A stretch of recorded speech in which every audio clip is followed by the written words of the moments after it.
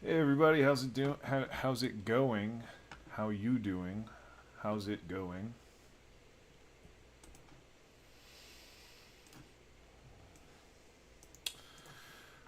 Um, we're keeping on. I didn't get to stream yesterday, but it was probably a good thing because I got to sort of work a little more irregularly on this video. I'm trying to get up.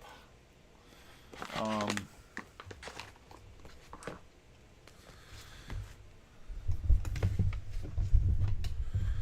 we are continuing our map of uh,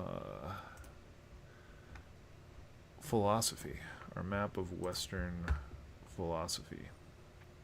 Let me pull this up.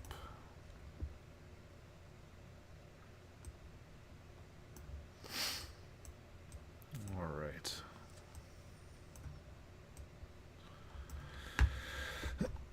I have the very unenviable job today of figuring out how to explain Hegel live on stream. So that's what I'm going to do. That's what I'm going to try to do. Hegel's one of those philosophers that I know the gist. No pun intended. The pun there is that one of the central principles of Hegel is this idea of Geist, which I think is where we get the word gist. But yeah, I know the gist of Hegel.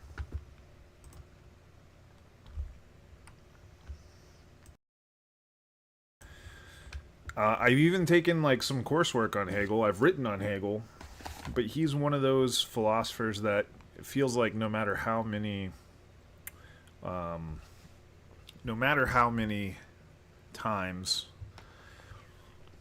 you engage with him, if you're not like devoting your life to understanding Hegel, he's very difficult to sum up. Again, I know the gist. The gist is basically that philosophy unfolds in history, and that by sort of examining history, we understand the fullness of what philosophy is as a sort of developmental process. I agree with that, as why I think the history of philosophy is so important.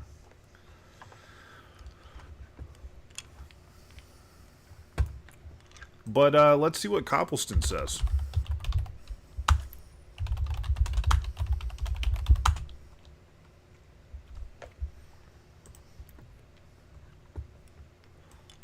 Cobbleston's been our guy.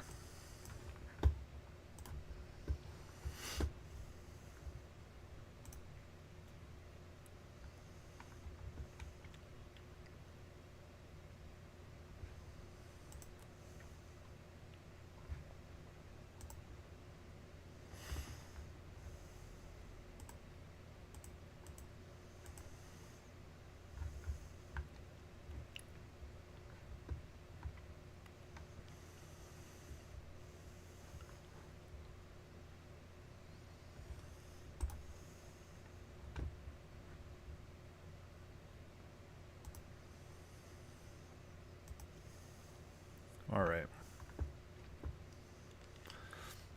This part right here, preliminary remarks, Kant's philosophy and idealist metaphysics. That looks very promising for us to start to get a handle on this thing.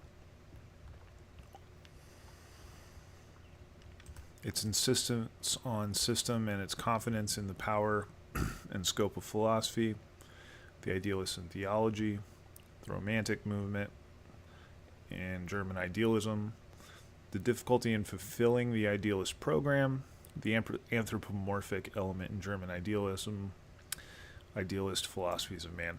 We probably just need to look at Kant's philosophy and the idealist metaphysics. We can probably skip around a little bit. We need to talk about Kant, obviously, to establish where we're going to go with Hegel.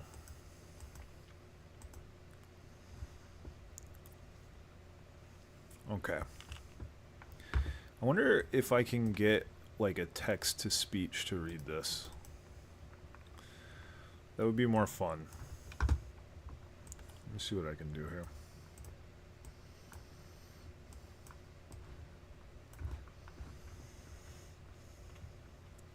Can we do audio?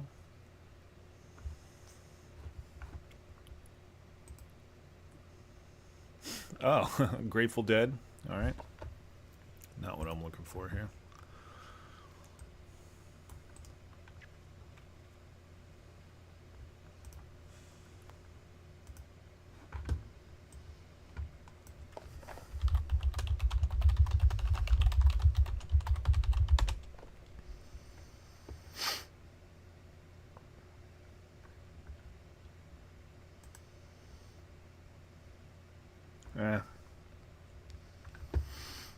Looks too complicated. All right.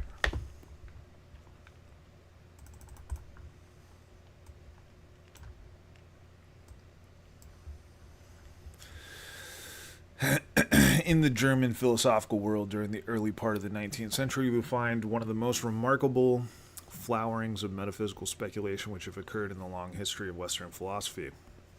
Zizek agrees. He says that the classical period and the 19th century German period are kind of like the two metaphysically most robust kind of periods of philosophy. Forget where he says that.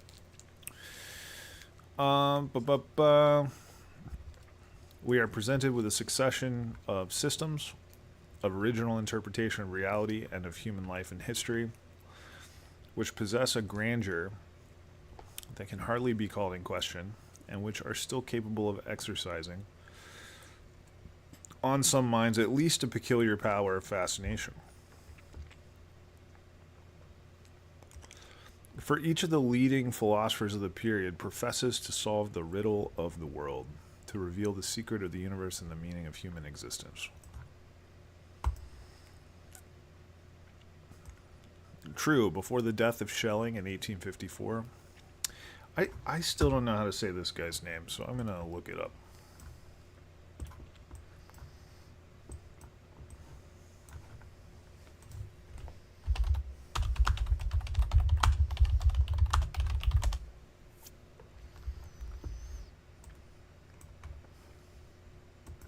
Auguste Comte.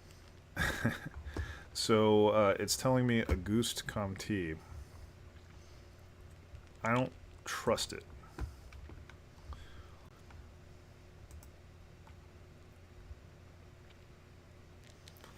I don't trust the AI summaries. Let's see YouTube. We are looking at how to pronounce the name of this French philosopher. We'll be looking at how to say more names from French literature and philosophy that can be confusing and many get wrong. In French in France, it is said as Auguste, Auguste, Auguste Comte, Auguste Comte. So in English, if you cannot pronounce French perfectly, I suggest you can say it as Auguste, Auguste Comte, Auguste Comte. Yeah. Okay, Auguste Comte. Got it. We'll say Comte. I don't know anything about this guy. I've seen his name quite a bit, but I've never taken the time to study him.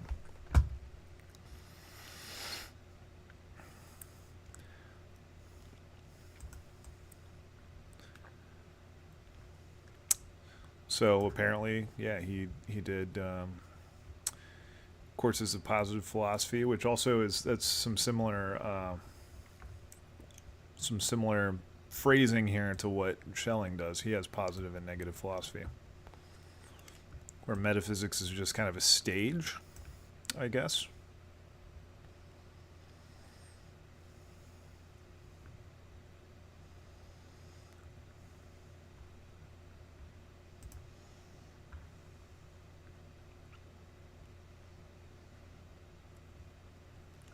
It can hardly be denied that German idealism makes on most people today the impression of belonging to another world, to another climate of thought. And we can say that the death of Hegel in 1831 marked the end of an epoch.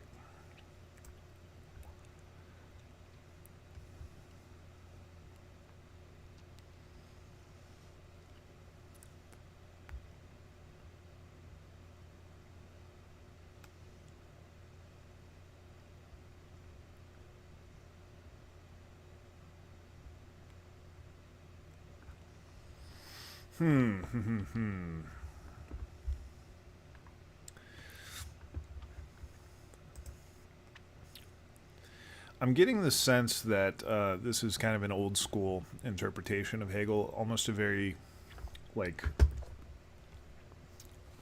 existentialism, like Kierkegaard, for example, sort of a proto-existentialist.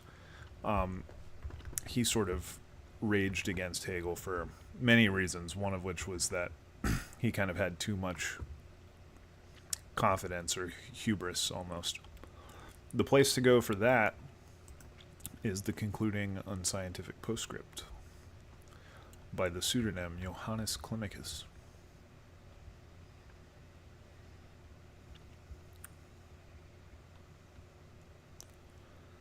Okay, yes. The relationship between critical philosophy and metaphysical idealism. This is what I need to know.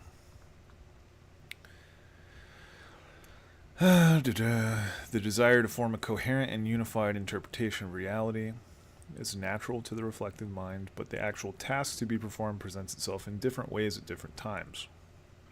For example, the development of physical science in the post-medieval world meant that the philosopher who wished to construct an overall interpretation had to grapple with the problem of reconciling the scientific view of the world as a mechanical system with the demands of the moral and religious consciousness. Descartes was faced with this problem, and so was Kant. But though Kant rejected the ways of dealing with this problem, which were characteristic of his philosophical predecessors, and offered his own original solution, it is arguable that in the long run he left us with a bifurcated reality. Here what he's probably talking about is that Kant, in sort of establishing transcendental idealism, saw there was a combination of sense data coming to us right through our senses, and sort of these innate structures in our mind that kind of filter the senses to make it intelligible to us. These forms of intuition, right? And the result of this is that you get a noumenal reality, which is the thing in itself, which you cannot know. You cannot know the thing in itself. What you can know is the phenomena, the thing as it is given in experience. So you can have knowledge of the phenomena. You cannot have knowledge of the noumena. This is probably, I'm guessing, the bifurcation here that Copleston's talking about. Yes, okay. Very next sentence. On the one hand, we have the phenomenal world, the world of Newtonian science governed by necessary causal laws. On the other hand, there is a supersensuous world of the free moral agent and of God. There is no valid reason for asserting that the phenomenal world is the only reality, but at the same time, there's no theoretical proof of a supersensuous reality. It is a matter of practical faith resting on the moral consciousness. It is true that in the third critique, Kant endeavored to bridge this gulf between two worlds to the extent in which he considered this to be possible for the human mind. But it is understandable. Let's look at that footnote, actually. See Volume 6, Chapter 15. But it is understandable if other philosophers were not satisfied with his performance, and the German idealists were able to proceed beyond Kant by means of their development and transformation of his philosophy.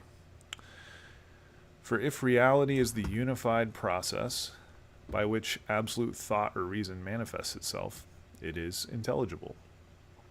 And it is intelligible by the human mind, provided that this mind can be regarded as the vehicle, as it were, of absolute thought reflecting on itself. Oh boy. All right, let's copy this down. Let's see if we can parse this out.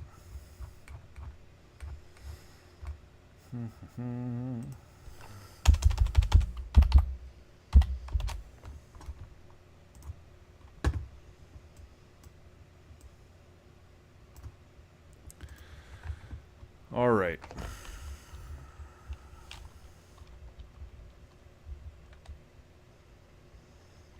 So we start with Kant's phenomena-noumena distinction.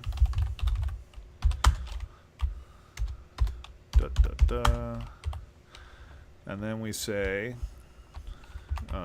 he tried to overcome this bifurcation in the third critique,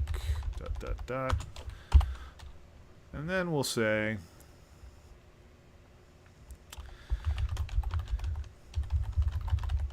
it is understandable if other philosophers were not satisfied with his performance, and the German idealists were able to proceed beyond Kant by means of their development and transformation of his philosophy. For if reality is the unified process by which absolute thought or reason manifests itself, it is intelligible, and it is intelligible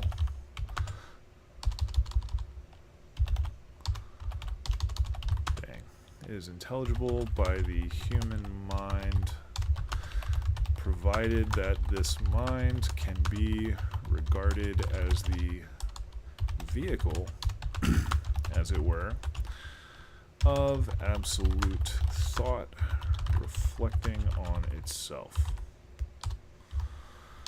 Alright, let's correct this. Yep. Alright, let's see if we can diagram this out to just make a little more sense. It is understandable if other philosophers,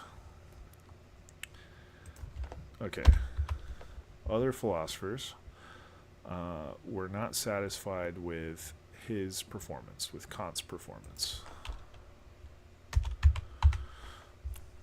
Okay. And the German idealists were able to proceed. The German idealists were able to proceed beyond Kant by means of their development and transformation. So we'll say development and transformation of his philosophy. 4.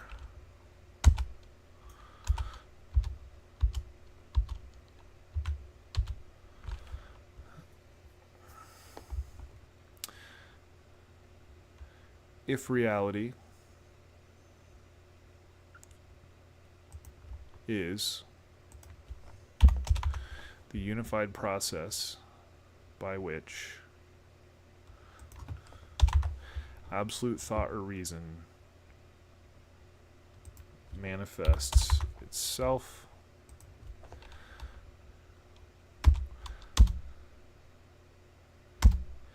it is intelligible.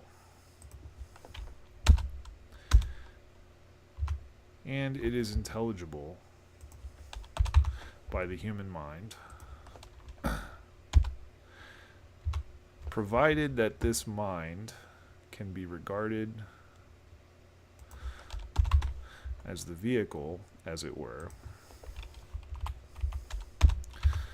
of absolute thought reflecting on itself. So what I've done here is just sort of diagram out this passage a little bit just to get a little more sort of spatial, I guess, spatializing going on. It just helps me understand like what words are referring to what. So let's see if we can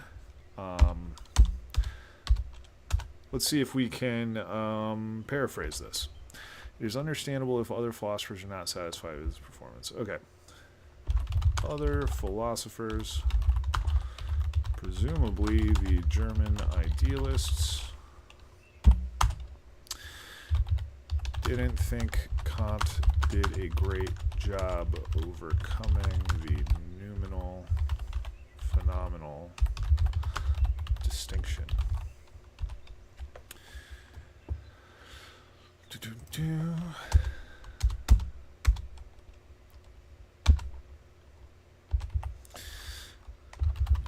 These philosophers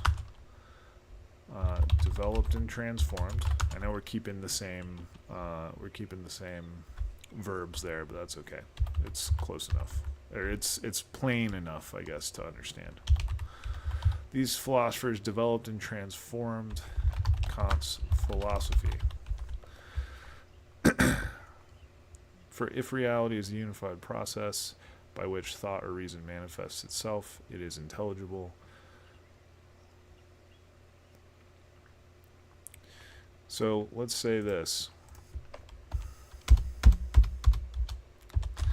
By positing reality, and this I'm gonna underline this. I'm gonna put a question mark here because I'm making an assumption here. By positing reality as a unified process of thought's self-manifestation.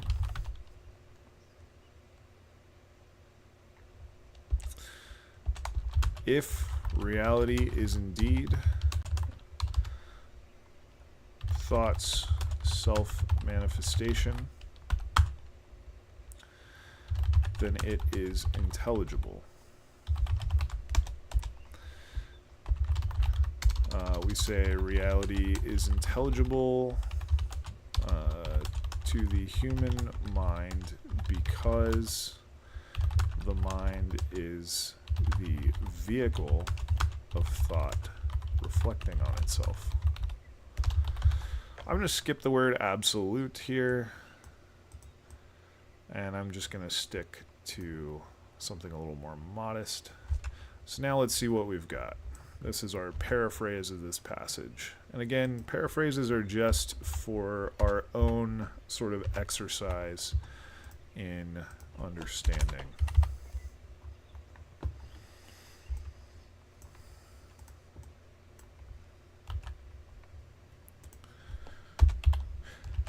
Anyone on the stream right now is seeing sort of how philosophical study occurs in real time. Okay.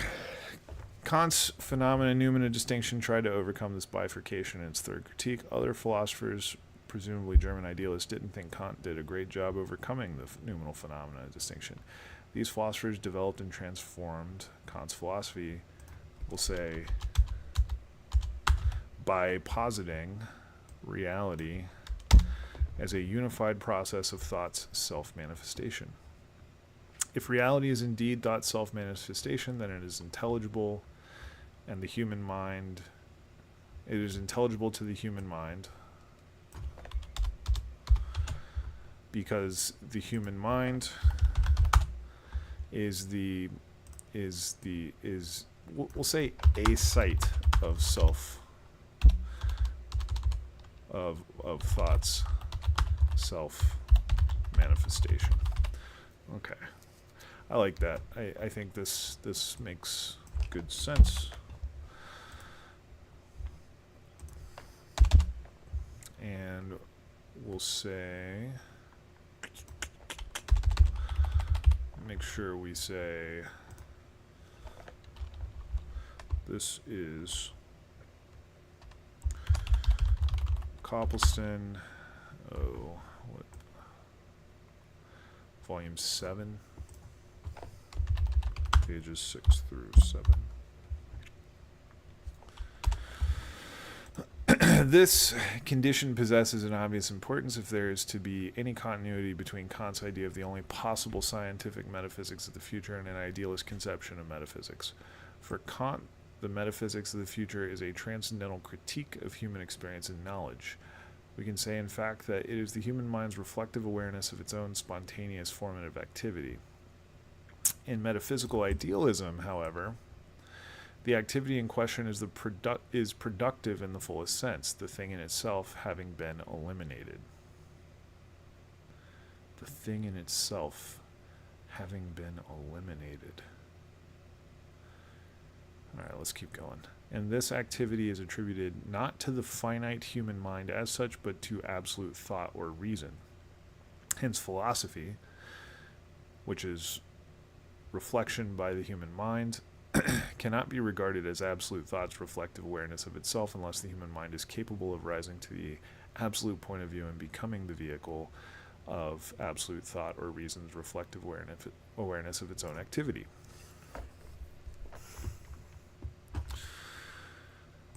Geez, are we gonna do? See, this is why this period is so difficult.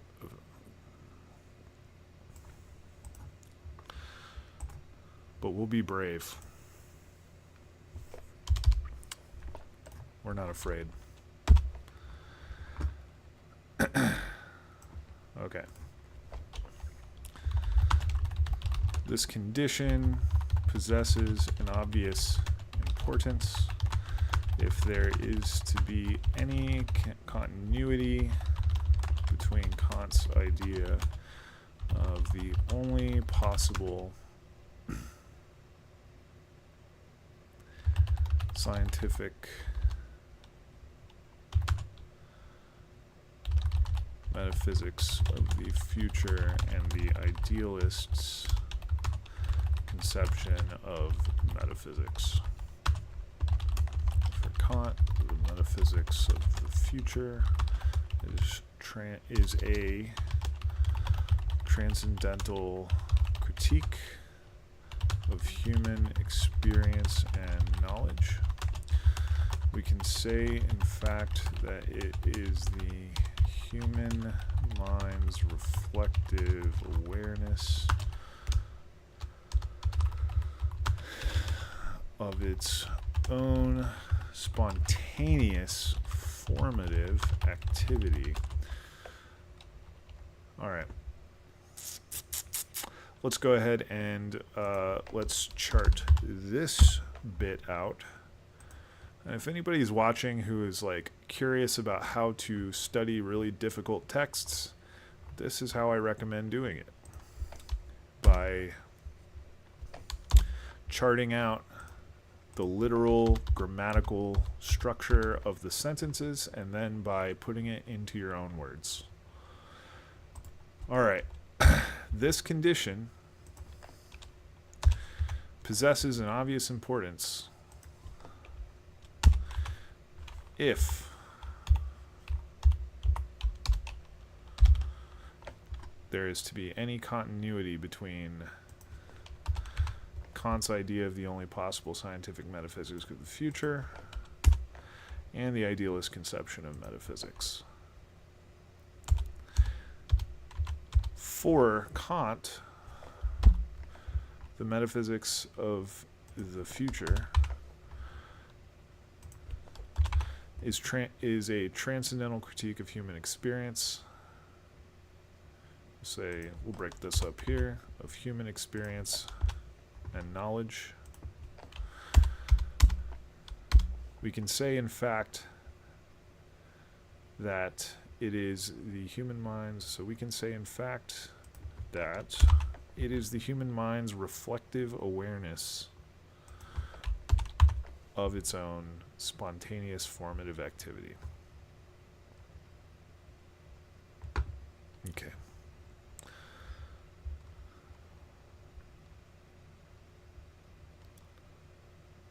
So what is the condition?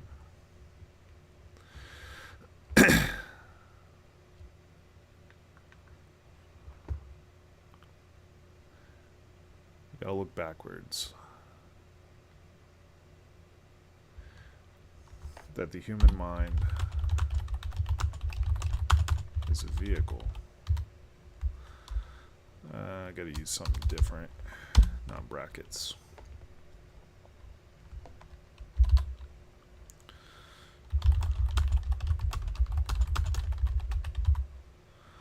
The human mind is a vehicle of absolute thought reflecting on itself, possesses an obvious importance if there is to be any continuity between Kant's idea of the only possible scientific metaphysics of the future and the idealist conception of metaphysics. Alright, let's try to put this in our own words. Let's start with the second clause first. If we want to find continuity between Kant's metaphysics and the metaphysics of the idealists, then it is important that the human mind is a site of thoughts, self-reflection. We'll say absolute thought. I guess that is important, huh?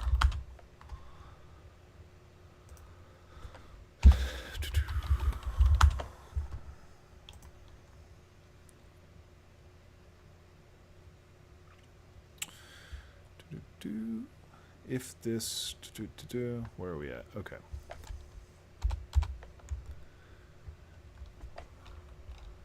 For Kant, metaphysics is primarily critical, right?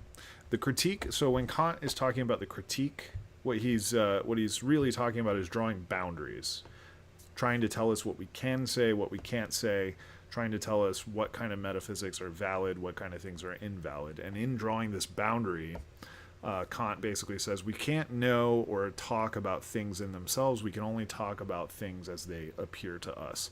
So for Kant, metaphysics is primarily critical. And in general, the reception of Kant is, like, at least my understanding of Kant, is like maybe a little bit deflationary. And yet, the German idealists that come after him somehow get around Kant, and this is the big issue that I haven't studied much, so we're figuring it out on air here. Okay, for Kant, metaphysics is primarily critical of human knowledge and experience.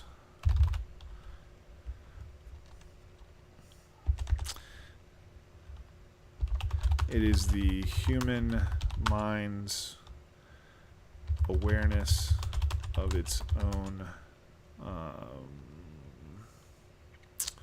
formative activity. Not much of a paraphrase, but more of a simplification, I guess. Okay. So for Kant, metaphysics is critical.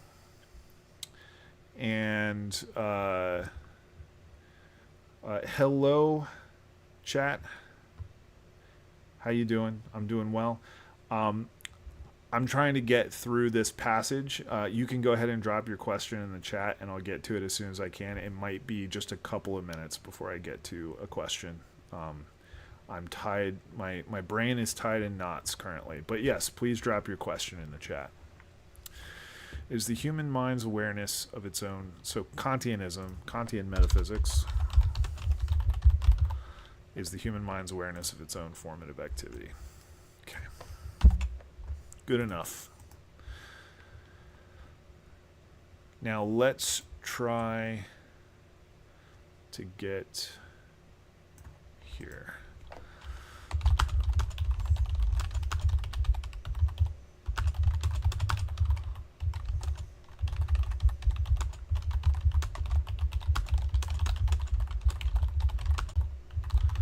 Okay, so if this condition is fulfilled, meaning that the human mind has an awareness of its own activity, if this condition is fulfilled, there is a certain continuity between Kant's idea of the only possible scientific type of metaphysics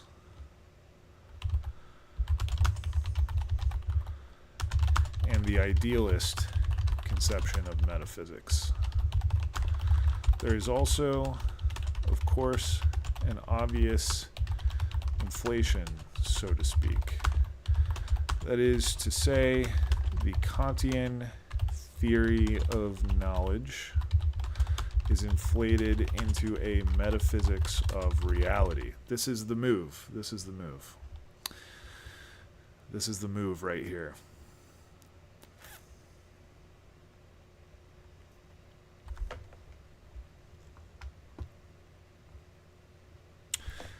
But the process of inflation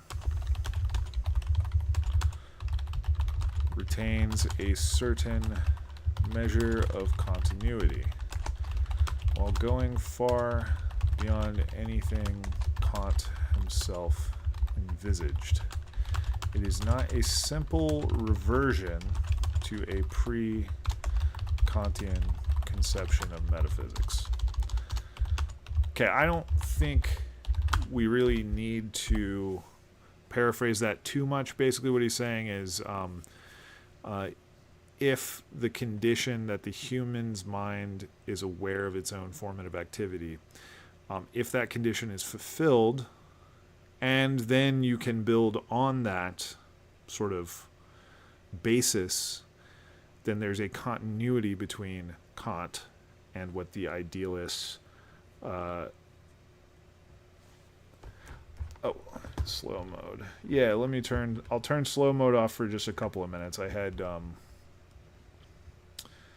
me see. Da-da-da.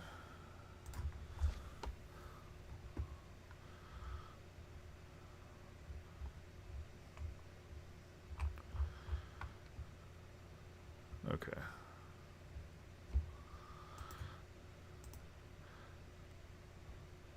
Yeah, go ahead and keep doing your go ahead and keep dropping your questions in the chat as you can. I am going to get the slow mode turned off for you in just a second.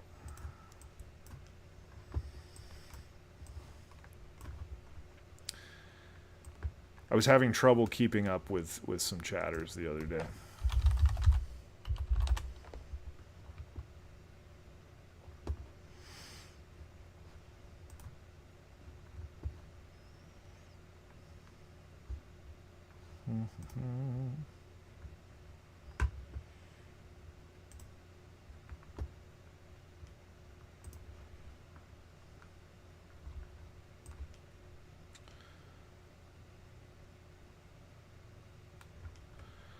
Let's see here.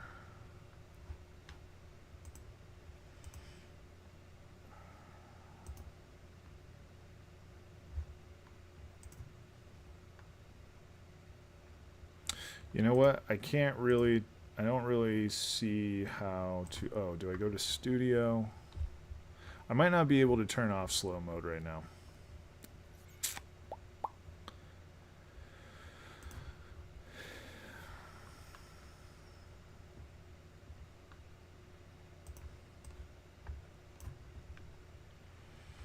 Okay, here's what I'll say. I'm going to keep slow mode on, but just if it takes you a while to type a long questions are fine with me. So I will keep going on this just a little bit, and then I will get to your question thread here in just a second, okay? All right, so the idea here is that we have... the idea here is that so what Copleston's trying to understand is how you can do metaphysics after Kant. Clearly, the German idealist tradition continued doing metaphysics, a very interesting type of metaphysics after Kant had already basically said you can't do metaphysics. So how could that be possible? So what Copleston's saying here is that if the mind is the site of the self-reflection of the absolute in thought, then suddenly we can fulfill the Hegelian, we can fulfill the Kantian critique because the mind has taken cognizance of its own limits and its own sort of ability to form experience, right, or to filter and make intelligible experience. But then we can go beyond it. So I think here Copleston is about to tell us how Kant is transformed. So let's do just like two more paragraphs here. I'm telling you guys, this is the hard stuff, at least to me. This is the hard stuff right here. In the chat, a couple days back, we talked about Tillich's view on religion. He defines it as ultimate concern. My question, may I question his redefinition and what problem actually inherits in this redefinition? I view it as Tillich's astuteness to dodge the harsh criticism that lies in religion. I just feel like he is changing the goalpost. If, for example, religion actually means ultimate concern, why didn't religious figures and those in associations come up with the correct theory of how the universe began? If those in ultimate concern come up with such faulty beliefs of the universe created as described in the book of Genesis, I don't think it's right to label it so.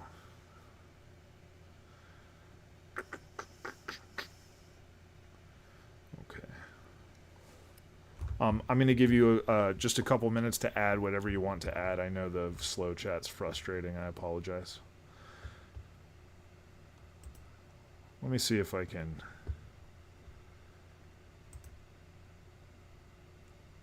change it here.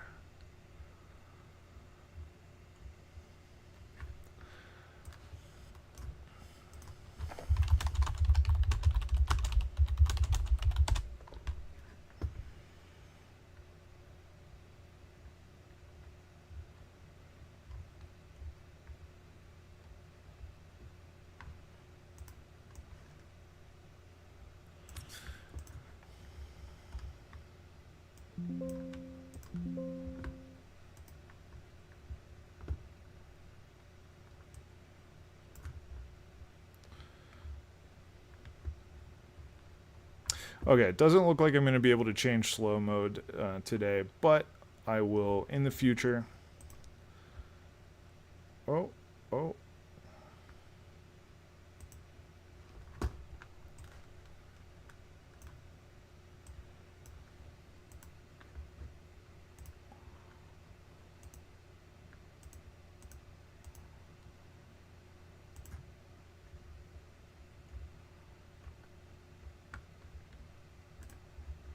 No, can't do it. Yeah, I'm not going to be able to figure out in the middle of this broadcast, unfortunately. So it sounds like what you're saying is that Paul Tillich is kind of shifting the goalposts a little bit. So in other words, you're saying that Paul Tillich is redefining what religion is.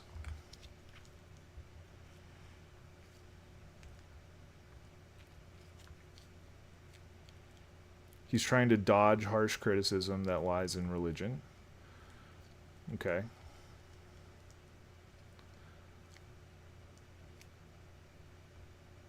So if religion means ultimate concern, why didn't they come up with the correct theory of how the universe began? Well, okay, so that's an interesting question. So here's my answer to that. So ultimate concern doesn't just mean ultimate concern with regard to scientific truth, for example. So a scientist might have ultimate concern. They might be ultimately concerned, for example, with discovering the true nature of the genesis of the universe. Religious folks are not necessarily ultimately concerned with that aspect of reality. So Paul Tillich would say that the scientist, insofar as they are ultimately concerned with discovering the truth, is tapping into a religious dimension in existence.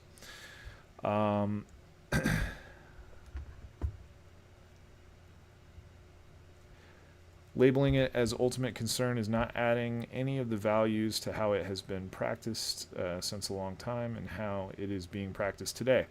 So basically what Tillich is doing is he is trying to name a certain existential structure that animates religion. Religion is strange because if you believe, for example, that God is the God of the entire universe, then you would expect to find these religious impulses everywhere, right? Insofar as the divine is sort of suffused into reality. Now, basically, I think what it seems like you're saying is that most people who practice religion are in fact kind of like fundamentalists and do in fact engage in sort of holding truth claims that could be debunked by science. I think a lot of people are, but I think what Tillich is after is trying to find what is sort of the essence of religion. The essence of religion isn't necessarily believing that God, created the earth in 7 days, or in believing that evolution isn't true, right? That's not the essence of religion. You could believe either of those things and still be religious, right? So what Tillich is doing is really trying to distill down what is the essence of religion. And that's where he arrives. Religion is kind of this spiritual depth, right? The spiritual depth in reality. And so we have to be able to find this religious impulse everywhere insofar as the divine is sort of present in the world everywhere, right? So that's going to be very unsatisfying to someone who thinks that religion and science are competing, right? Because Tillich just kind of rejects that idea. I think what he's trying to do is if he's searching for the essence of religion, and he doesn't think it's necessarily in any particular truth claim that religion, any specific religion teaches, then it's gonna feel like a little unsatisfying, I think, for people who want to argue about whether religion or science is right about this or that fact, right? About the fact that the world was created in the Big Bang or created by God, whether the Earth is 5,000 years old or billions of years old or whatever, right? And for Tillich, he's just saying that's kind of missing the point. Religion is actually the sort of spiritual depth of reality. And there is certainly, when he, in that essay we talked about the other day, he said the fact that religions exist is a testament to our sort of alienation from the depth dimension of reality. So he thinks that we are sort of out of touch with this dimension of ultimate concern in our day-to-day lives, and that religion in particular, churches, temples, synagogues, things like that, right? They help us get in touch with this transcendent dimension, with this depth dimension, right? They help us sort of,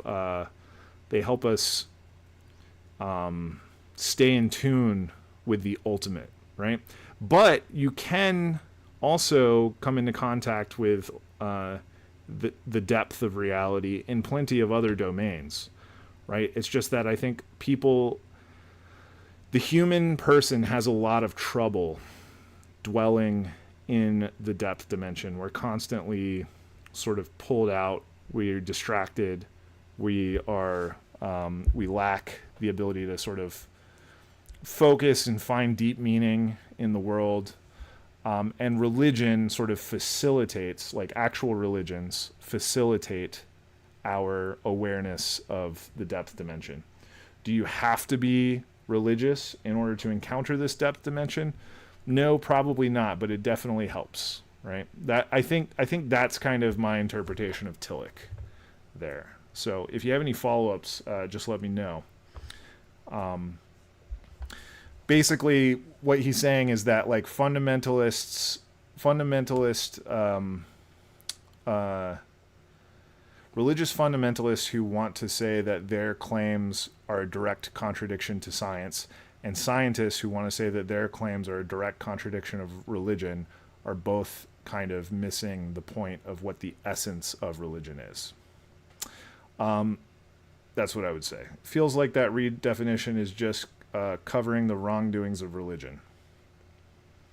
I mean, I don't think I've said anything necessarily about, like, is your claim that, for example, violence or abuse or stuff like that happens in religions, oppression that religion reinforces, that is somehow demonstrates that ultimate concern is not operative? Because ultimate concern doesn't necessarily need to be good, right? I think especially in like, you see in like authoritarian and totalitarian regimes and stuff, a lot of people who prop up like fascist ideology, for example, are ultimately concerned with the nation, right? So Paul Tillich wrote a lot about about Germany in World War II. And he said, ultimate concern was sort of placed in this kind of nationalist agenda. So ultimate concern can be very destructive too, right? He's not trying to redefine, he's not trying to say that every religion should explicitly teach this doctrine at the expense of the doctrines that they currently teach. He's not trying to replace any religious teaching. What he's trying to do is describe what's happening in religion, right? What is happening, like what is the existential structure that animates religion, right? And I think he would say this can happen in Christianity, Judaism, Islam, Hinduism, Buddhism, like any of these religions it can happen in. It can also happen in art. It can happen in science. It can happen in politics. It can happen in daily life, right? So he's not necessarily saying that, like, I still think you can critique religion as particular religions. I think they're definitely, you can critique them, right? He's not saying that they're above critique.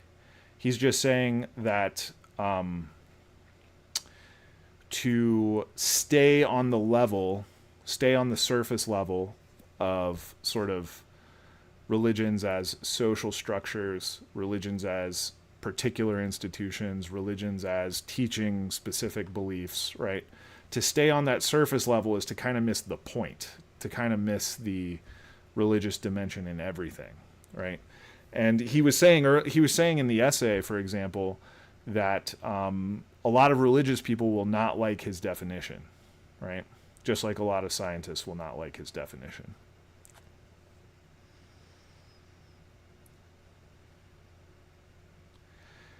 But he actually choosing religion to define it as ultimate concern. Well, so he is a Lutheran pastor. Like he is a so he is involved in a particular religion. He's just looking for the essence of religion. How would you define the essence of religion, right? So let's say, for example, a Christian might define the essence of religion as believing that Jesus is your savior, right? But, I mean, that only applies to one religion, right? It doesn't apply to every religion. So it can't be the essence of religion, right? You might say that religion is, I don't know, well, I don't think I need to go on too much more. I think you get what I'm saying here. Yeah, I get your point. So basically what you have is you have two levels. You have two levels going on. You have the surface level of religion, which would be like, the church that you go to, the sermons that you hear, the Bible or scripture that you study, the beliefs that you hold, right? Lots of Christians believe in evolution, You know, lots of Christians believe in evolution. The Catholic Church teaches that evolution is perfectly fine to believe in. So, you can't tie religion to any particular belief. So what Tillich is trying to do is he's trying to find the existential structure or the sort of essence of religion as such, the essence of religion in itself, right? And where he arrives at is this idea of ultimate concern.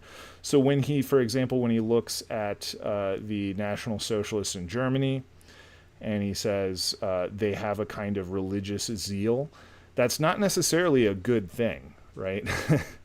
So this sort of religious dimension is something that's inside all of us, and it's something that occurs in the universe, in every sort of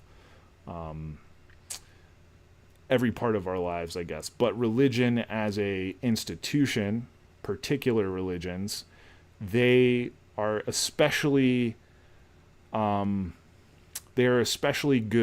at reconnecting us to the depth dimension, I guess is what I would say. And I think that's what Tillich would say. So you have religion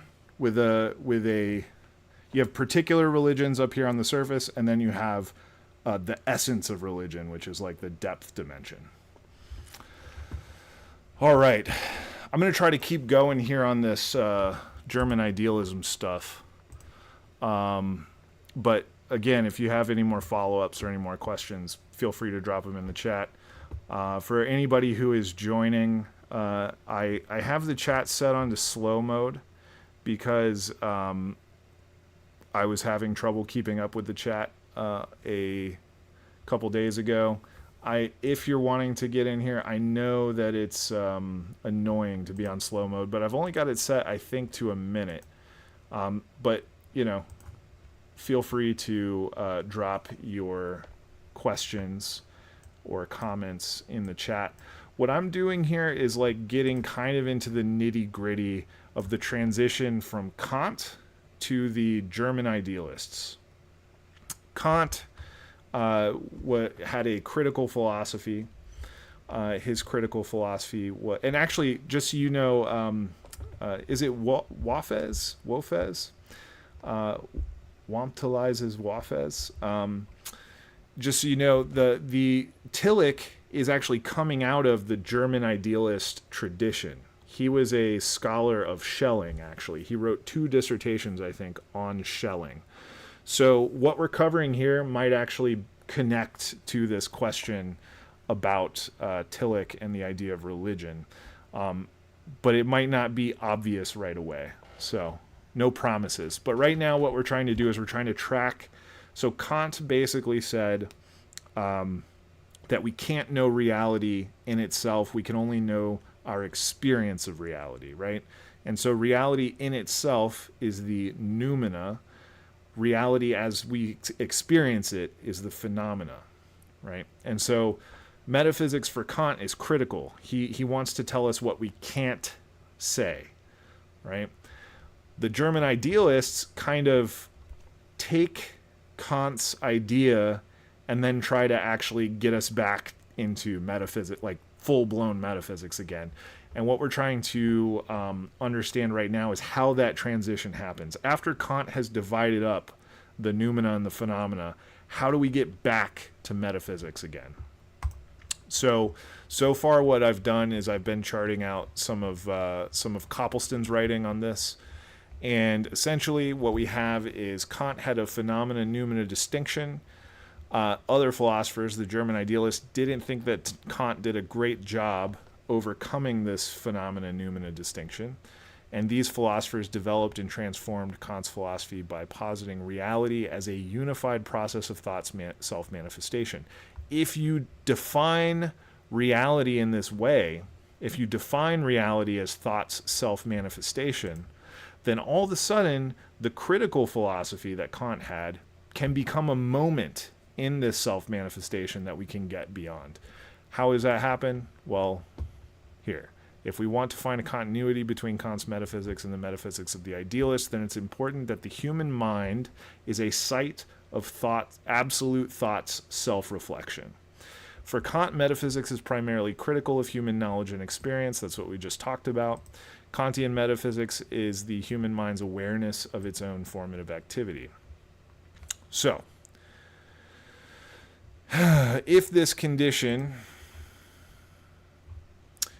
meaning here condition, the human mind as site of absolute thought's self-reflection, is fulfilled, there is a certain continuity between Kant's idea of the only possible scientific metaphysics and the idealist conception of metaphysics.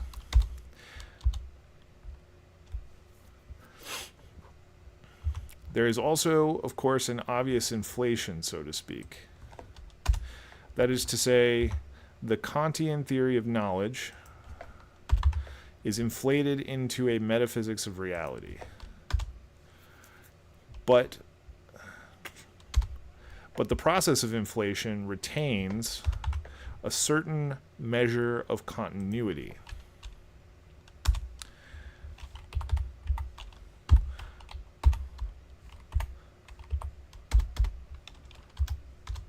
While going far beyond anything Kant himself ever envisaged,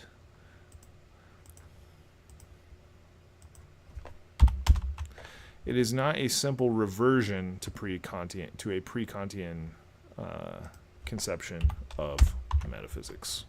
All right. Let's see if we can paraphrase this.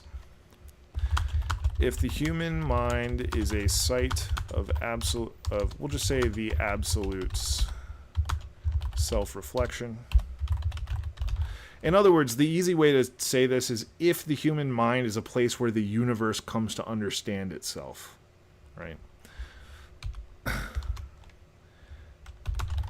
Then Kant's critical metaphysics can be understood in continuity with idealism.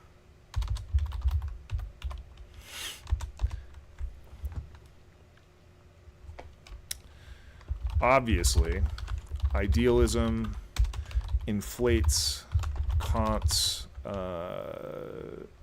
theory of knowledge into a full-blown theory of reality.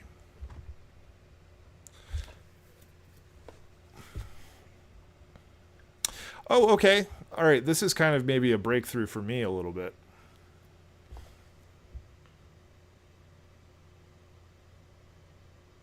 Kant's critical philosophy exhibits the mind's ability to reflect on its own structures. If we take the mind's ability to reflect on its own structures as actually the nature of reality itself, in other words, if reality itself is a sort of self-reflective understanding of its own process, interesting, then a sort of Kantian theory of knowledge can be transformed into a metaphysics. That's very exciting for me. I don't know about for you all. That's a very exciting way to put it for me. All right, let's do like 2 more paragraphs here.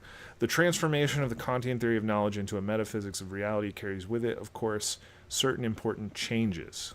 Okay, so changes from a Kantian theory of knowledge to an idealist metaphysics. What has to change in order to go from Kant to metaphysics?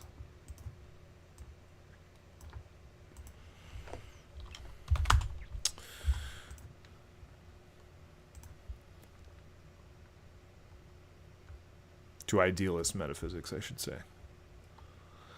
For example, if the elimination of the thing in its with the elimination of the thing itself, the world becomes a self-manifestation of thought. So, with the elimination of the thing in itself, the world becomes the self-manifestation of thought or reason.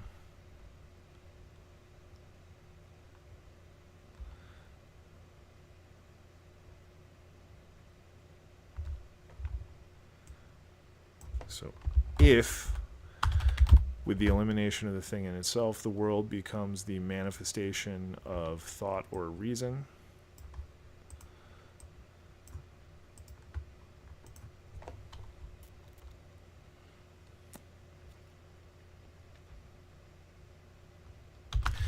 the Kantian distinction between the a priori, which just means a priori just means prior to experience. It just means pure knowledge that doesn't require sense experience. The Kantian distinction between the a priori and the a posteriori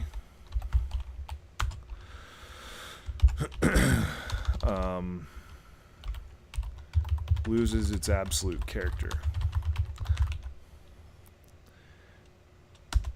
The categories, instead of being subjective forms or conceptual molds of the human understanding, become categories of reality. They regain an objective status. This is I'm a little shaky on this period, but I'm pretty sure Kant's categories come from Aristotle. Aristotle probably held an idea of the categories that is more similar, probably, to the idealists as a sort of category of reality than it is to Kant, which was mostly epistemological, just dealing with knowledge. Okay. Again, the teleological judgment is no longer subjective.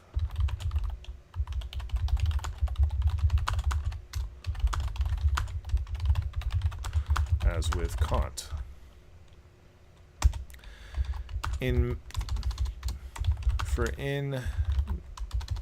metaphysical idealism, the idea of purposiveness in nature cannot be simply a heuristic or regulative principle of the mind, a principle which performs a useful function, but the objectivity of which cannot be theoretically proved. If nature is the expression and manifestation of thought or reason in its movement toward a goal, the process of nature must be teleological in character.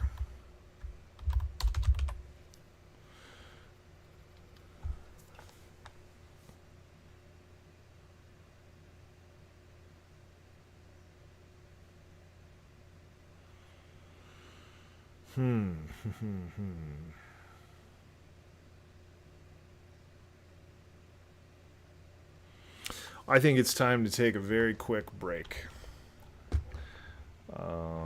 So I'm going to bring up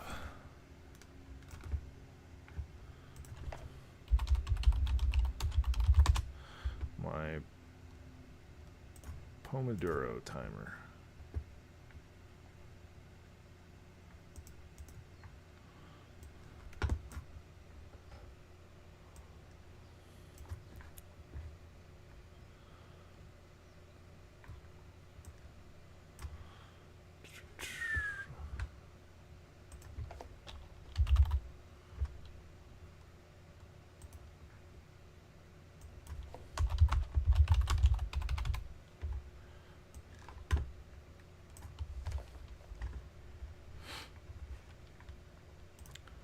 Okay.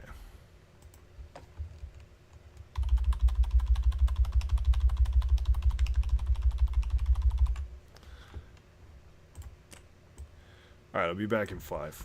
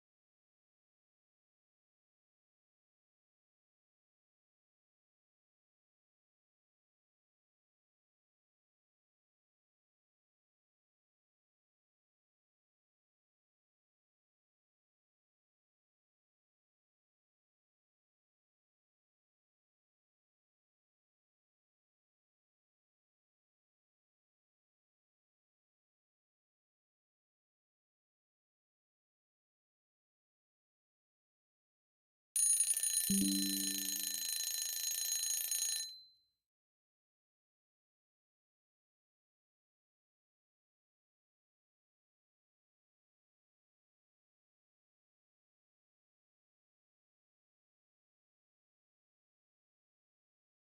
right, we're back.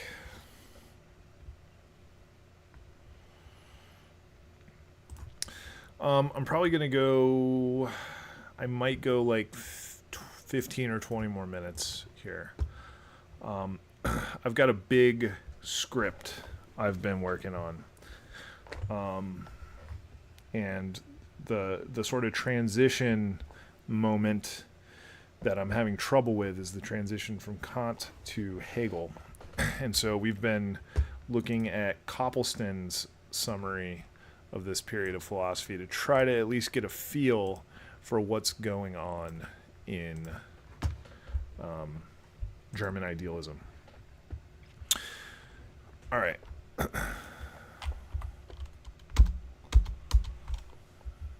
So I'm going to try to chart out this. I'm going to try to chart out this passage here. So if you're just joining, basically Kant divides the world into the thing in itself, which we can't know, and then the phenomena, which are things as they appear to us. And it seems like the move from Kant to the German idealists is kind of, well, what if the thing in itself is actually just thought? Well, then we can definitely know the thing in itself because we are thinking it, right? Maybe thinking is actually the thing in itself. That's a very nice way, I guess, to put this. This is a transition in philosophy that I haven't put much study into, I guess. So this is very helpful for me, and it is also going to be an important. I mean, I'm doing all of this research for like 3 minutes of a video that I'm currently working on. People lost their love for deep intellectual stuff. Oh, hey, nice to see you in the chat. Keep up the love for the deep intellectual stuff here. So, okay. So we're trying to go from Kant, who, and thank you, by the way, for dropping your encouragement in the chat. We're trying to go from Kant, who divided the world and our knowledge of the world, to the idealists, who basically said, our knowledge of the world is the world. I think that's how I'm going to phrase this.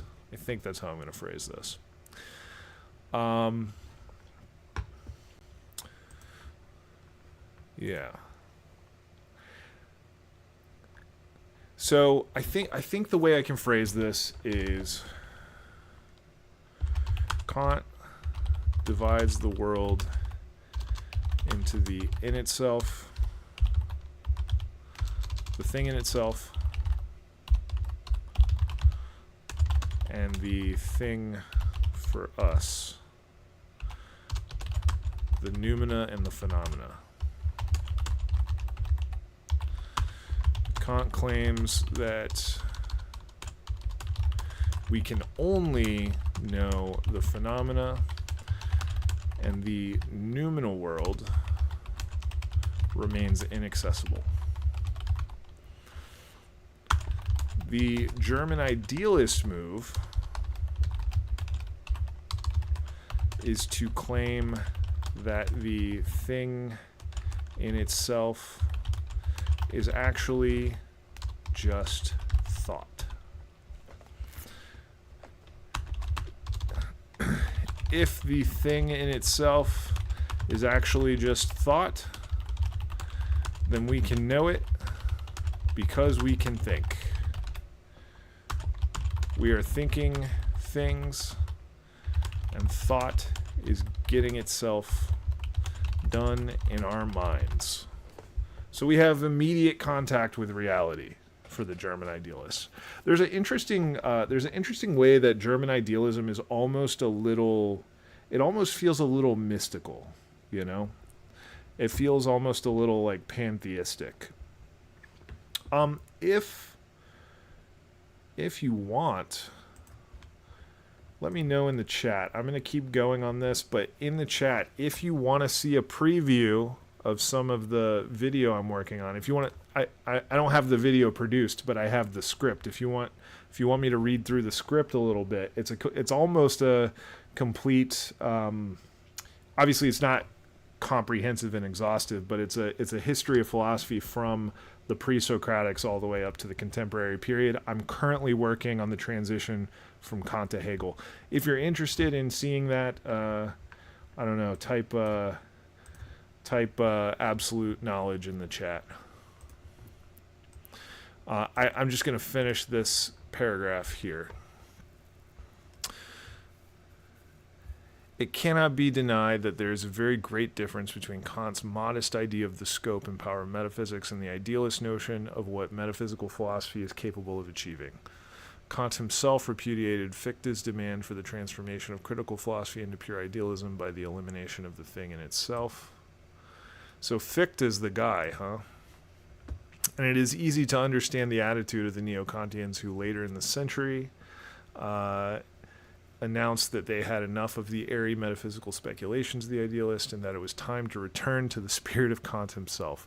At the same time, the development of Kant's system into metaphysical idealism is not unintelligible, and the remarks in this section may have helped to explain how the idealists were able to look on themselves as Kant's legitimate spiritual successors. Okay, enough of that. I see absolute knowledge in the chat, so why don't I give you a little tour of the history of philosophy here. This will be a practice run for me.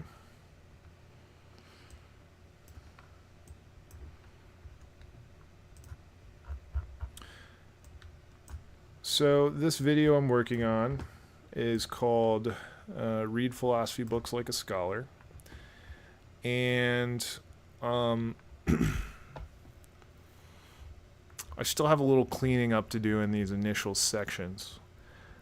But basically, what I'm doing here is I'm talking about how, if I were new to philosophy, how I would begin to approach picking up philosophy books in a way that helped me understand their historical context. Because I think a lot of people will go to a bookstore or go to, even on the internet and find these philosophy texts. They'll pick up some random book of Nietzsche, or, God forbid, they pick up Hegel, and that's the first book you're trying to read. It's just not going to make any sense if you don't have context for it, right?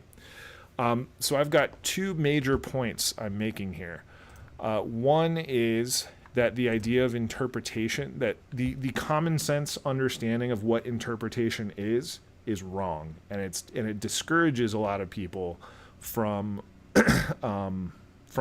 working hard to understand philosophy, because philosophy takes a lot of work and study to understand. And I think we don't have a sophisticated enough understanding of interpretation. So the first thing I do in this video, or I'm planning to do in this video, is talk about how interpretation actually works. And that will set us up for a quick review of the history of philosophy. So here we go. Interpretation is about understanding the meaning of things. The common sense understanding of interpretation goes like this. The author has an idea, and the author puts an idea into words. You read the words, and then you understand the idea. Now, if you're having trouble understanding an idea, you might think either the author is a bad writer, or you're just not smart enough to understand the idea that the author had in mind when they wrote the text, right? I think a lot of students, especially who come into a philosophy class and find the text really difficult, they might think that philosophy is just really stupid and they don't see the point, or they might just say that they might just think they're not smart enough, right? I think a lot of times that initial reaction of thinking you're not smart enough is because we have this very simple idea of how interpretation works. You think that the author puts an idea into words, and you read the words to take the idea out and put it in your head. And that's just not how interpretation works. So I think this common sense understanding of interpretation is wrong. and I think it can be discouraging for people who want to study philosophy on their own. So how does interpretation actually work? The answer here is that we need to talk about a field called hermeneutics. Hermeneutics is the branch of theory that deals with interpretation. It can be normative, so like a normative hermeneutics means that you're giving a specific method of how you should interpret things, or it can be descriptive, meaning that we are just describing the process of how interpretation happens. I'm not going to go through all of this right here, but I'll give you the short part, the idea of the hermeneutic circle. The hermeneutic circle is a model of interpretation that focuses on our understanding of the whole, WHOL, the whole, everything, and the part. An understanding of the whole enables our understanding of the part, and our understanding of the part modifies our understanding of the whole. So my argument basically in this video is that in order to be able to pick up any philosophy book and be able to read it intelligibly, you have to have kind of an understanding of the history of philosophy, of the whole in which each book is embedded. So here I have a very quick history of philosophy, which we can go through momentarily. I see in the chat, when I start studying philosophy, I become depressed knowing I don't know anything on my own. Any help? I'll need you to say a little more, Abdul, I think. You become depressed knowing you don't know anything of your own. I guess my question would be two things. Why is that depressing to you? Like, what about not knowing anything on your own? What about that is depressing to you? And also, which philosophy books are you reading? Those are my two follow-up questions. So let me know, and I'll come back to that question. A very quick history of philosophy. Here we go. Western philosophy is a long, complicated, and rich historical conversation. You don't need to understand everything to get started. You don't even need to understand that much. You just need a narrative that gives context to the book you want to read. So I give a couple of suggestions here. Copleston's History of Philosophy, which obviously we make a lot of use of here on this stream. I talk about Anthony Kenny's New History of Philosophy, which my microphone is currently standing on. I'm sure that was loud. I apologize. And then I talk about Bertrand Russell's History of Western Philosophy, which is a fine, like, it's a fine book for what it is, but it's not a very objective history of philosophy. So I would not start there.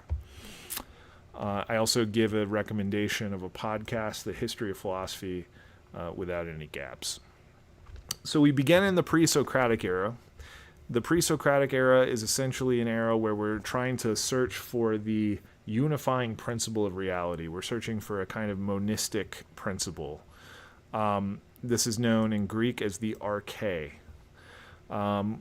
We've discussed this on the chat, right? Thales, Anaximander, Anaximenes, Heraclitus, they all give different ideas for what the unifying principle of reality is. For Thales, it's water. For Anaximander, it's the infinite, right? Apeiron. For Anaximenes, it's the air. And for Heraclitus, it's fire. And there's a lot of other ones too. Those are just a few.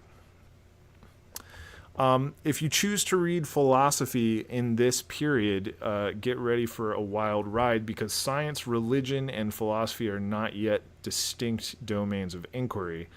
So they don't really follow any rules. That can be frustrating to some people. I think it is very, I think it is very liberating. It's very fun, right? There's no rules to this period of inquiry. So it does feel a little bit alien, but it is certainly an invigorating experience to read the pre-Socratics. Now we move to the classical period. Now this is where philosophy becomes more recognizable, because Socrates comes on the scene. Socrates didn't leave behind any writings, but he did have a profound influence on the people around him. He was reportedly physically unattractive. He lived a life of moderation, and he questioned everyone and everything. He was a virtuous person. He loved Athens and its laws, and he refused to bend on his principles. For example, he refused to participate in an illegal arrest one time. So there's this story in Plato's Apology where Socrates visits the oracle, and the oracle is just sort of a mouthpiece for a god, right? And Socrates asks the oracle who the wisest person in Athens is, and the oracle says it's you, Socrates, and he says that's very weird because I actually don't think I know anything, right? Socrates, the only thing that he maintains is that he doesn't know anything. And okay, I see more activity in the chat. I'll get right back to you. Keep going down there. I do want to repeat, and I apologize. I have chat in slow mode. I don't know how to get it out. I will take it off next time. I just had trouble with keeping up with the chat the other day. Anyways, I will get back to you, Abdul. So continue dropping anything in the chat that you would like me to address in just a couple minutes. So Socrates decides because the oracle has said he's the wisest person and he doesn't think that's true, he's got to go out in Athens and start questioning people to find who the true wisest person in Athens is. And every time he finds someone who claims that they're wise, after just a couple rounds of questioning, he starts to realize that they don't actually know anything at all, right? So here, it became apparent they didn't know what they were talking about, and this made a lot of people angry because essentially he's going around Athens and just embarrassing people, right? So as you can read in the Apology, Socrates was accused of impiety, so denying the gods, as well as corrupting the youth. There were a lot of young people around him that were learning to think and argue with him. His accusers in court, if you go read the Apology, there's actually there's an account of the court case and the arguments being made. His accusers don't have a logically consistent case, but that doesn't really seem to matter. They're intent on getting rid of him. So Socrates probably could have gotten himself off the hook. They sort of ask him like, what punishment do you propose, Socrates? And he could have said something like, oh, I'll just go live in exile, and he could have moved away and probably lived peacefully the rest of his life. Instead, he makes a joke and he says, you all should give me free meals for the rest of my life because I've done you a great service, right? So he chose not to get himself off the hook, and he was put to death by drinking hemlock. Plato paints a great portrait of Socrates in the 5 Dialogues. That's a book by Hackett. Let me see. Yeah, here it is. This is a book by Hackett, and it's just the Euthyphro, the Apology, the Credo, the Meno, and the Phaedo. These are great. This is a great introduction to philosophy, in my opinion. So Plato paints a picture of Socrates in the Apology. And I also think these dialogues are pretty funny. So that's my spiel on Socrates. Then we move to Plato. Before we move to Plato, I will take a second to look at the chat and see what's up. When I start studying, I become depressed because I get to know I am conditioned from the very beginning of my life, and now I'm struggling to get out of that conditioning. Freedom of the Known by Krishnamurti, which I have not read, but I'm going to go look that up real quick. Let's look up Freedom of the Known by Krishnamurti.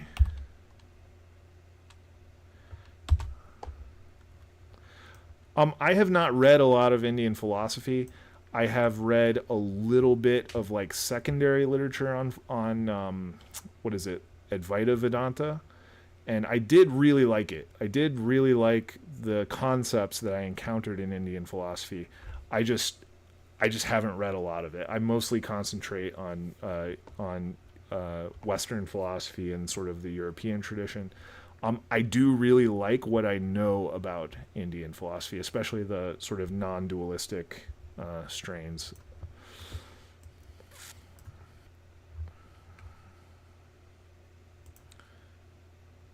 So it seems like you say you are depressed because you've been conditioned from the beginning of your life, and now you're struggling to get out of the conditioning. Actually, you know what? There is a section in this script that I think might be a little helpful, and it is the section on interpretation. So basically, what I would say is our conditioning. So we are born in a time and place that we don't get to choose, right? We are handed a religion. We are handed cultural norms. We are handed beliefs about the world by our parents and our teachers and the people around us. And we don't necessarily get to choose most of this stuff. So you're right. You are conditioned from the very beginning. But here's the thing. Those conditions are what you might call enabling constraints. Let me type this out here. I'll just come down here. Our conditioning. So we're born into conditions that we don't choose. So our religion, our cultural values, our what else here? What are some other conditions we're born into that we don't get to choose? Expectations from our parents, for example. So maybe your parents really... This happens with a lot of parents who didn't get to achieve their own dreams exactly. They will sort of try to make their children do what they wish they had done, and that's a big expectation to put onto your kids, right? So you don't choose your religion, your cultural values, your expectation from your parents, and you also don't choose your like early education, right? Maybe by the time you get to college, you have a little more choice, but even then, there's kind of a prescribed, pathway for you, and you can make a couple choices, but there's always a sort of give and take between the conditioning that you don't get to choose, and then the choices you can make. These conditions,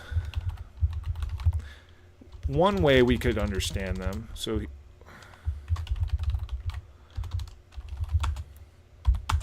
conditions could be seen as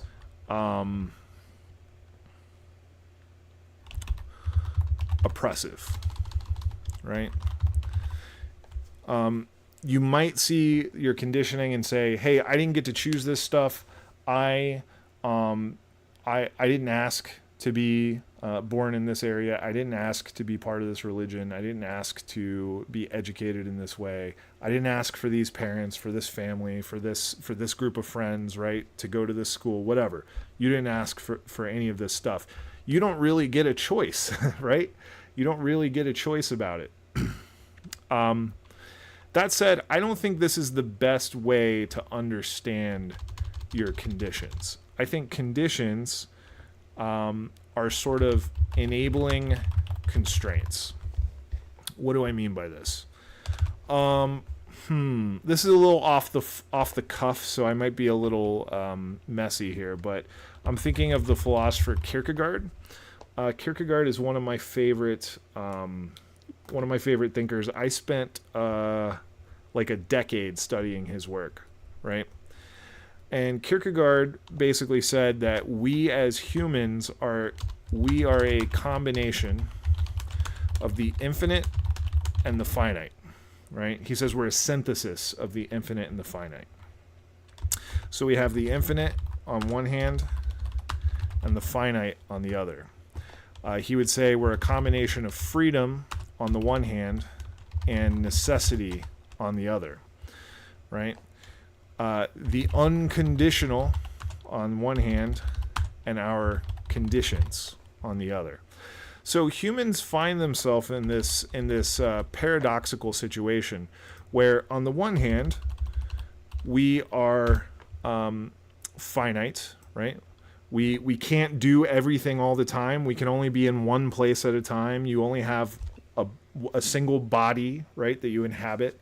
I can't be at the grocery store and in my house and at school all at the same time. I'm finite. I have certain conditions and constraints placed upon me. Necessity, right? I don't have the freedom to choose everything about myself, right? So, for example, if I wanted to walk outside and fly, I wouldn't be able to do it, right? There's sort of laws of nature that prevent me from being able to levitate or defy gravity, right? And then there's also conditions, which we've been talking about. Your situation in life, the people you're around, the people who have taught you, right?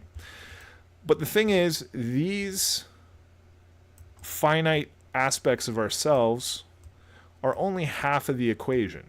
The other half is that we have a sort of, for Kierkegaard at least, we have like an eternal soul, right? We have a sort of ability to commune with the divine, right? We have freedom in that we can make a choice. Anytime we make a choice, a free choice, we are determining ourselves, right? And we understand the unconditional, right? We understand that there is something bigger than just our conditions. And so we can call this, I think the infinite and the finite is the easiest way to talk about this. And he says, essentially, the human is a synthesis of the infinite and the finite. But a synthesis of the infinite and the finite is not yet what he calls a self, right? A self equals a self-conscious or self-reflective understanding of the relationship between the infinite and the finite that we are. That's a very complicated way of talking about this. Let's see if we can simplify it. This is coming out, by the way, this is coming out of a book called The Sickness Unto Death. And it's about despair, right? The Sickness Unto Death. Really, I think if you're only going to read one book by Kierkegaard, I would recommend The Sickness Unto Death. So despair takes on a bunch of different types of a bunch of different forms. One form can be that we forget our finitude. That's despair. We forget our infinitude. That's despair. There's a couple different kinds. These two I think we'll do for just now. The idea here is we have our conditions and we have the unconditional within ourselves. There's something that yearns for more than just our conditions, right? Now, the challenge for Kierkegaard of becoming a self is the ability to negotiate between our conditions and our sort of freedom, our freedom to choose, and to take responsibility for our choices. If we can take responsibility for our choices, for affecting our conditions, for doing the best that we can with what we have and making choices that take us in the direction that we want to go, that is true selfhood. All right? Taking responsibility for our choices, understanding that we are both limited and free. I don't know if that's super clear and helpful or not, but what I would say, let me see if I can pull this up.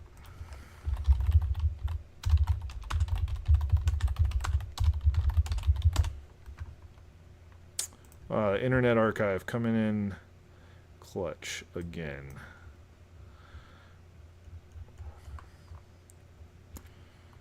So this is The Sickness Unto Death.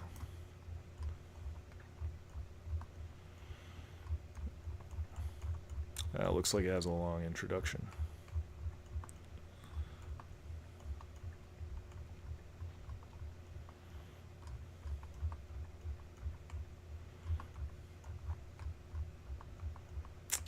Okay. Here it is. Man is spirit.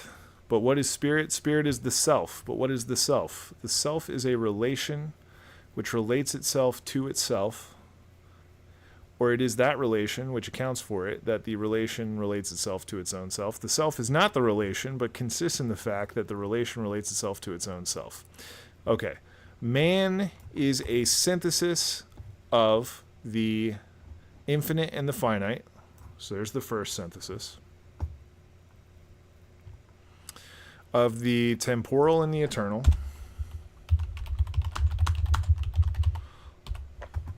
I didn't get it perfect from memory. Of freedom and necessity.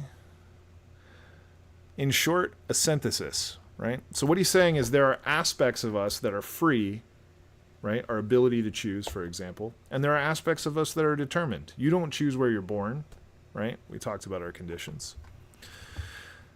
Even with this synthesis, though, you're not yet a self. What does it mean to become a self? In the relation between two, the relation is the third term as a negative unity. Don't worry about that yet. The two relate themselves. So, for example, the relationship between the soul and the body.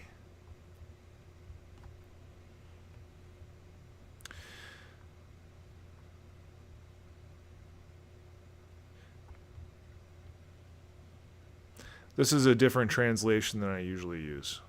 The idea here is that when you have a relationship between your finitude and your sort of freedom, and when you take both of those things into account and try to balance them, that's when you really become a self and you or sort of take responsibility for your freedom. It's very easy to despair if all you're concentrating on is your is the necessity in your life, the conditions in your life. It's very easy to despair. Trust me, I know. I struggle with the same thing sometimes, right? It's very easy to get frustrated with the situation that you're in, right? To feel like you don't have any freedom. But and the reason that is that the reason that we are in despair about that is because we are kind of almost forgetting that we have this other element of ourselves, this infinite element, the soul, freedom, right? Free choice. You always have some amount of freedom in every situation, right? When you forget that, it's very easy to feel like you just want to give up, right? On the other hand, if you're just focusing on your freedom, right, you can get stuck in just imagining all the possibilities of your life, imagining all the things you could do, and then you never actually do anything. That's a different kind of despair for Kierkegaard. That kind of despair is when you forget that you're actually just like an existing person in the world, and then you just sit around sort of in a sort of analysis paralysis, right? So there's two different kinds of despair here. One is sort of being bummed out that you feel like you don't have any freedom, and the other is sort of being sort of paralyzed by your own freedom and forgetting that you actually exist in conditions, right? So, anyways, I don't like to give a lot of like personal life advice, so I'm not going to. But I would say Kierkegaard is a good resource, and I also think the Stoics are pretty good on this too. So I'll type this in the chat for you. Kierkegaard, and then my favorite Stoic is Epictetus. You have in the Stoics, you have this thing called the dichotomy of control. And there are basically, this is the dichotomy between A, things you can change, and B, things you can't change. And the whole sort of Stoic project is concentrating only on the things you can change. If you get hung up on the things you can't change, again, it's very easy to fall into despair.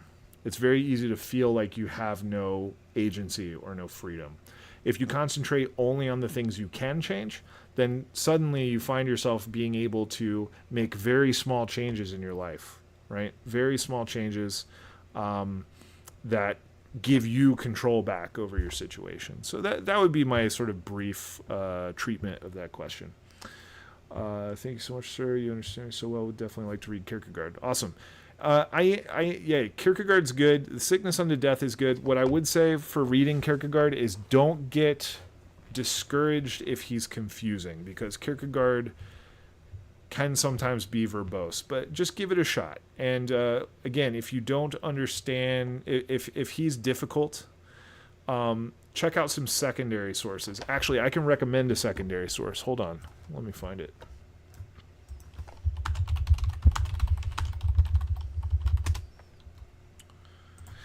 So this website, SorenKierkegaard.org, I'll drop the link in the chat here. This website is really good. This guy named Anthony Storm just wrote a bunch of commentary on Kierkegaard, and I think he does a pretty good job of, there's commentary here. So let's take a look.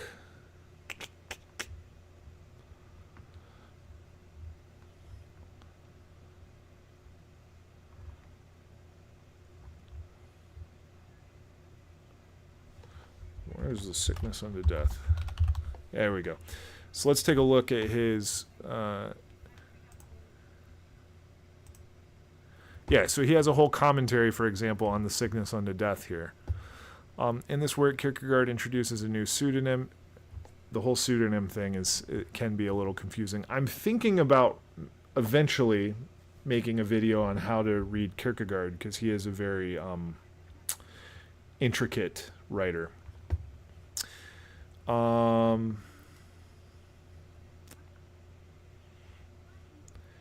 So the thing we just read here, Anthony Storm says, though this reading is quite baffling at first, it's not impenetrable. The self is the relations relating, that is, the mediating activity that resides within opposites, such as the infinite and the finite, necessity and freedom, etc. The self is not the relation or synthesis created by the thesis and antithesis. The self is founded on the activity of the relation. In other words, you sort of navigating between these two poles of yourself. That is what the self is, right? We don't need to get too far into it, but the idea here is that this website that I've dropped in the chat is a pretty good secondary source to go to during your sort of, I guess, journey reading Kierkegaard.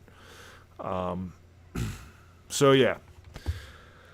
Anyways, I hope that's a little helpful. I think I got to wrap up this stream. If anybody has any further questions, go ahead and drop them in the chat.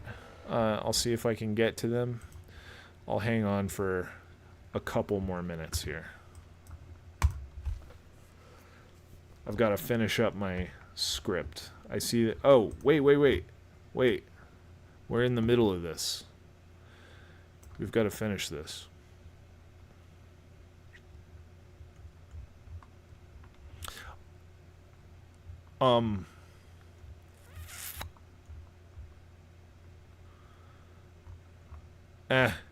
It's like 14 pages. This video is going to be like an hour long. I don't think I got the juice to do it. I ain't got the juice. Okay, so we've gone about 2 hours. I don't see any more chats, so I'm going to go ahead and call it there. Thank you all so much for your interactions. This has been a lot of fun. I had a blast starting to understand the transition between Kant and the German idealists. Thank you all for hanging in there, and I'll see you on the next stream.